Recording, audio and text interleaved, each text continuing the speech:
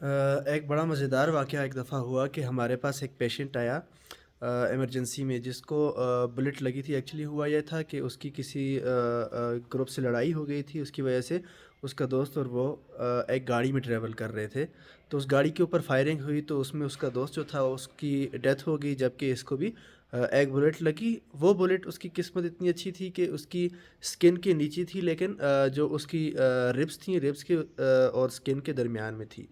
तो हमारे पास जैसे इमरजेंसी में आया, तो हमने इमरजेंसी में उसके जो वुंड हैं उनको असेस किया, और उसको इमरजेंसी में जो इनिशियल मैनेजमेंट होती है वो देकर हमने उसको एडमिट कर लिया। हमने एक्सरेज और उसके सीटी स्कैन वगैरह जो किए, उसमें ये था कि एक तो बुलेट की हमें लोकेशन पता चल चल गई, और दूसरा ये कि किसी भी वाइटल स्ट्रक्चर को उसने डैमेज नहीं किया हुआ था। अब ये तरीका था कि हमारे जो सर्जन होते हैं, जो ऑन-कॉल सर्जन होते हैं, उनको आने में थोड़ा सा टाइम होता है, क्योंकि इसमें सीनियर जो कंसल्टेंट्स होते हैं उनकी राय लेना ज़रूरी होता है। तो ये जो था, इस पेशेंट के साथ जो अटेंडेंट थे, कभी-कभी हमारे पास बहुत अजीब सी अटेंडेंट्स भी आ जाते हैं। तो वो अटेंडेंट्स ये कहने लग गए कि ये गोली जो है ये खून के थ्रू जो है ये चलने ना लग जाए, ये खून में जो है एक जगह से दूसरी जगह कभी दिमाग में चली जाएगी, और कभी जो है ये गुर्दों में आ जाएगी। और एक ने तो हद ही कर दी, उसने ये कहा कि ये जो गोली है ये एक दफ़ा हमारा इस तरह का मरीज़ हुआ था, तो उसको थोड़ा-सा हमने डिले किया था उसके ऑपरेशन को। तो इस तरह हुआ कि उसकी जो गोली थी वहाँ से चलते-चलते उसके गुर्दे में आ गई। गुर्दे में से गुर्दे को डैमेज करते हुए वो पेशाब की नाली में आ गई, और पेशाब की नाली को वो तोड़कर वहाँ से निकल गई।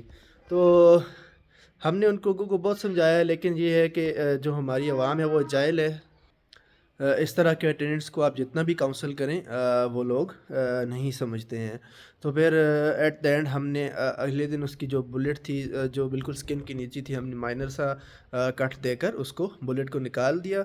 और उसके बाद उसके अटेंडेंट्स को थोड़ी बहुत समझ आई कि ये बुलेट जो है वो खून में गर्दिश नहीं करती, बल्कि जहाँ पर बुलेट लगी होती है वहाँ पर ही वो रुक जाती है। हाँ, कभी-कभार उसकी वजह से इन्फेक्शन हो सकता है, लेकिन हमने ऐसे पेशेंट्स भी देखे हैं कि उनको इस ऐसी जगह पे फॉरेन बॉडी होती है कि उसको निकालें तो उसकी वजह से डैमेज के चांसेस ज़्यादा हो जाते हैं। तो उसको हम जो है कुछ दिनों तक वहीं पर छोड़ते हैं, और जब पेशेंट स्टेबल होता है तो फिर हम उसको ऑपरेट करके निकालते हैं। सो ये बात बिल्कुल गलत है कि बुलेट अगर आपकी बॉडी में लगी तो वो खून के थ्रू ट्रैवल करके आपकी गुर्दे में चली जाएगी, और फिर वो गुर्दे में से गुज़र के पेशाब की नाली को डैमेज करते हुए वहाँ से आपकी पेशाब की नाली से निकल जाएगी। ऐसा बिल्कुल नहीं है।